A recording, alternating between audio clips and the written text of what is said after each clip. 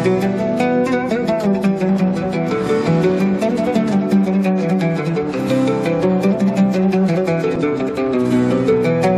er den første pyramide fra Snefred. Og den er rigtig interessant, fordi som I kan se, så er der to forskellige gradhældninger på byggeriet. Den første gradhældning her, den er 54 grader, hvor man har bygget ret stejlt. Og der er nogle forskellige teorier omkring, hvorfor man har valgt at ændre vinklen til 43 grader, hvilket er det gradantal, som den hovedpyramide, vi så før, er bygget med. Og den teori, der er sådan den mest mainstream teori, er, at det var på grund af, at det er strukturelt usikkert, så stejlt, plus at det tog lang tid.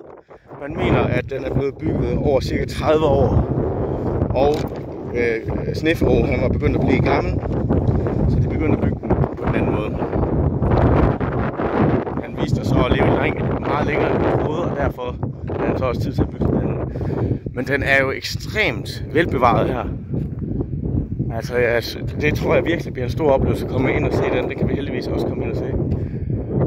Og prøv at se her, det er ret vildt. Men ligesom sådan et udhæng for capstonesene. Se hvordan de er lavet. Og prøv at se hvor præcis det ligger. De er ikke ret høje. Jeg ved ikke hvordan I kan se det her. Og tænk lige på hvordan de skal passe, ikke bare her foran, men også bagtil.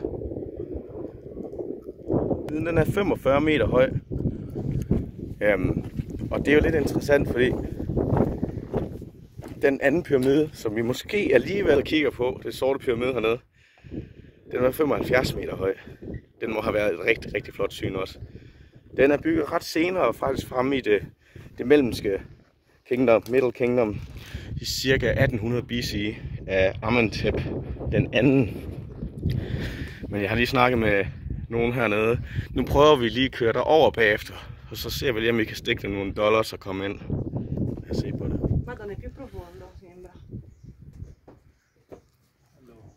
Hallo.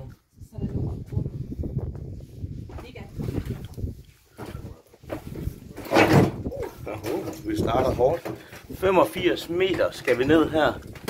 Det er fuldstændig vanvittigt langt. Og jeg kan se allerede nu, at skakten den ændrer vinkel på vejen herned. Jeg tror også, vi har omkring 20 cm mindre ståhøjde end over i den røde pyramide. Det er fedt det her. Her har vi første låsemekanisme. Den her sten at kunne slide op og ned. Sikkert med ræb henover. Ellers så har de efterladt en hernede. Det er der også nogen, der mener, man har gjort. Så er vi 85 meter nede. Det virker ret godt at gå ned ad den ligesom en stige. Det er sjovt, det ligner næsten, at det går nedad på videoen her. Skal vi se. Nu er vi så nede. Så går man op i forkammeret her. Går jeg ud fra. Måske er det her forkammeret. Og igen, det her var jo, det var jo en eksperimental pyramide. Og man kan godt se, at arkitekturen ikke er lige så færdig lavet, perfektioneret som i de andre pyramider, vi har set. Kom op herfra. Nu skal vi op ad den her trappe. Prøv lige at se det her helt fantastiske kammer. Det går nok smukt. Det er faktisk det er rektangulært, men meget mindre rektangulært end de andre pyramider, vi har set. Igen, umiddelbart ingen ventilationsskakter, ingen vind, der rører sig. Jeg kan godt sige, at nu skal vi hjem til det her lille bitte toilet. Sommerfuglen har altså meldt sig.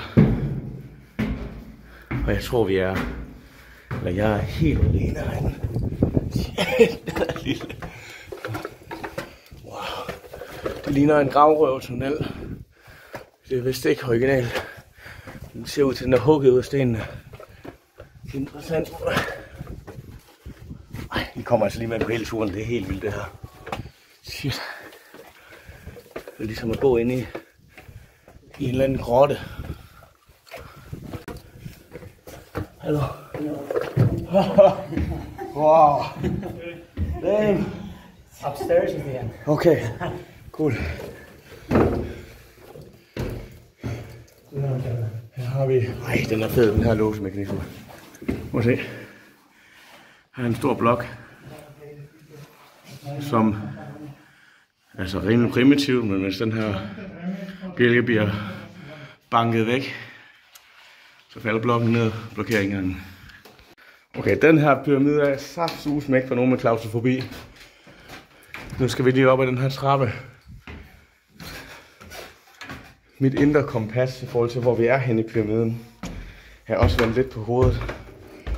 Men vi må være inde i midten af centret. Vi ser, om vi kan se noget bedrock. Hold da op, der er meget træ her. Det kunne godt ligne det granit dernede. Der er altså fuldstændig stille her.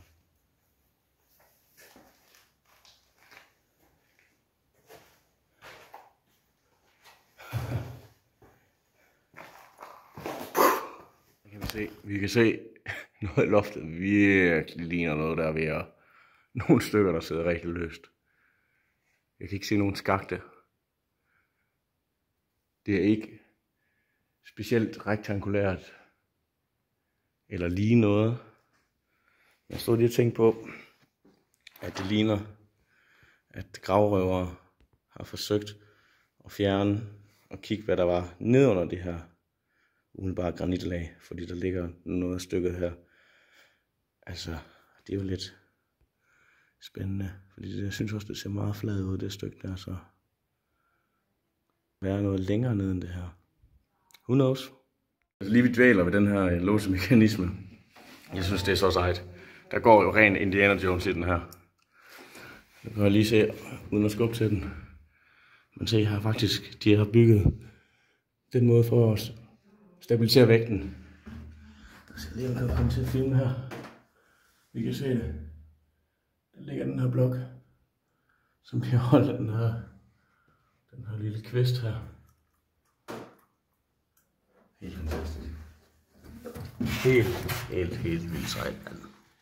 Jeg ved ikke, om I kan fornemme det, men her kommer vind. Så er låst helt af.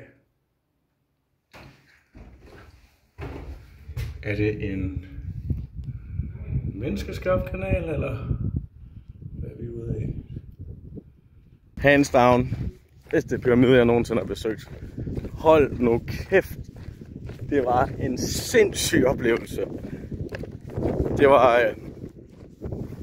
ja, jeg er faktisk lost for words. Nu begynder vi... går lige en tur om på siden her, om på bagsiden af den lige og kigger. Jeg snakkede lige med en guide fra en anden gruppe. Han siger, at det er fuldstændig umuligt at komme ned til den sorte pyramide hernede. Og den license, man skal have, skal være igennem regeringen. Og han sagde, sådan når det fungerer på den måde, så kan man ikke lige bestikke dem. Desværre. Nej, hvor fedt. Her har vi faktisk resterne af pyramidetemplet. Og her kan vi nemlig også se noget rigtig fedt. Det den er bygget af. Det er mud bricks. Og mud bricks, det er det, som alle hjem og alt, hvad der ikke var regeringsbygninger, rige bygninger, var bygget af. Det har følget en kæmpe historie bagved, hvordan man startede med at lave mud bricks. En meget stor del af den kinesiske mur er også bygget med det her, og det var sådan, man byggede i ørkenen. Og hvad var der lige der? Der var sgu da en pyramide mere. Og en enlig security guide. Roaming the desert. Look. No, okay. No. Captain. Of course. No problem. Det er fandme fedt, det her. Okay, let's go. Ja, det er pludselig rigtig spændende her. Han siger ham her, lokale, at hun hedder Edgem Hallis. Og så var han meget striks omkring, jeg måtte ikke give penge til ham politimanden, der sidder udenfor. Lad os prøve at se her. Wow. Så kommer vi ind i kammeret her. 32 meter ind i midten. Sikkert kammer. Smukt. Og hvad har vi hernede? Også et subterræn sarkofagkammer. Ingenting her at se. Men man har dog fundet nogle items herinde. Det var dem, vi så på Amenhotep-museet. You know what they say? The eagle will set you free. Så kom alle turisterne. Det er typisk der ved efter 10, mellem 10 og 12, de kan begynde at ankomme. Altså sådan noget, der lige skete før, det sker jo ikke, hvis man er i en gruppe. Og det sker højst sandsynligt heller ikke, hvis du er i en mindre gruppe. Det er sådan nogle ting, der næsten altid, i hvert fald for mit vedkommende, sker, når jeg rejser alene. Og som bare er genialt. Altså, kæmpe fede oplevelser. Ja, Ali han kunne heller ikke skaffe stadig i gang derovre. Desværre. Det bliver ikke den her omgang. Herovre. Jeg ved ikke, om vi kan se det.